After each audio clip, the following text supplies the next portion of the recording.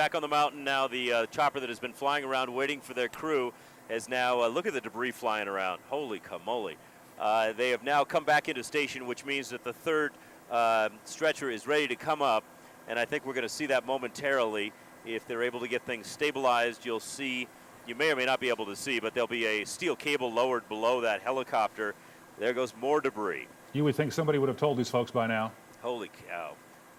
You can also see more people kind of clumped together there on the ridge line. I suspect, again, that's people getting ready to head down off the mountain.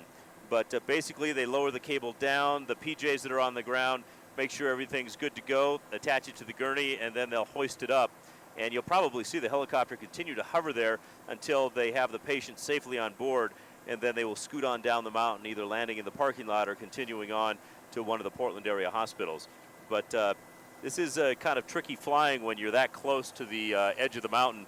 Our pilot, Brian Saulnier, is given the nod. He's a military pilot himself, and you don't have a whole lot of wiggle room there if anything goes wrong. And there it is, waving off. So I didn't see anybody go up. Look out, guys. There we are talking about things going wrong. Hang on, fellas. Oh, my goodness. Oh, my gosh. Oh, my gosh. That is horrible. Oh, no. Good Lord. Oh, fellas. Oh, my goodness. Okay, there's the hog back. You're watching this live, folks. Oh, if only this was a movie. You've seen the helicopter. You saw the tail go into the mountain and just flew apart, rolling down the hillside. Oh, good Lord. Oh, man. That was a 939th Black Hawk, Pat. You can tell by the refueling probe there. And it obviously lost control and went tail first into Mount Hood. And if this doesn't tell you how these folks put their lives on the line every single day, nothing will. We can only pray right now that those folks are okay. People now running down. See the rest. We do, Pat. We see them running down. This is horrible. We've seen this so many times with the Pave Hawk. They hover right there, so close to the snow on these type of rescues. That's what they have to do to safely get people into the chopper. This one got a little too close to the side of the mountain. Actually, what happened, I think, and Brian Saulnier, our helicopter pilot, can perhaps verify this. You can get into an effect when you're hovering your chopper. And what happens is actually you will lose lift onto the blades. Dave, we're going to open Brian Saulnier's microphone right now. He's a military helicopter pilot. You pretty much know what happened here. Yeah, I could see, I was looking through naked eyes here, but it looked like something hit the tail rotor, like I said, hit the tail.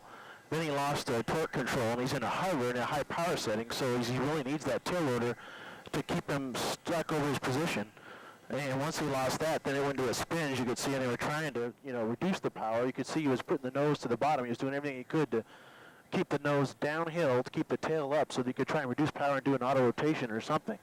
And then it looked like he just slid around and spun in place, kind of right in the snow. Hopefully, though, the snow was soft enough that it kind of softened that crash up so that they're okay. And one thing I have to say about Blackhawks is they're built very securely, very strongly.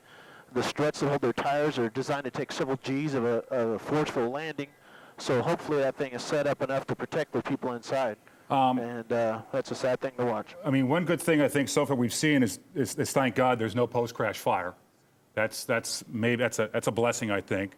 So that there are folks that are in there, they're hopefully okay. And Brian, Pat, from your vantage point, is there anything you can do with Sky 8? Can you get in there closer? Well, we've got this temporary flight restriction that's keeping us 3 miles back.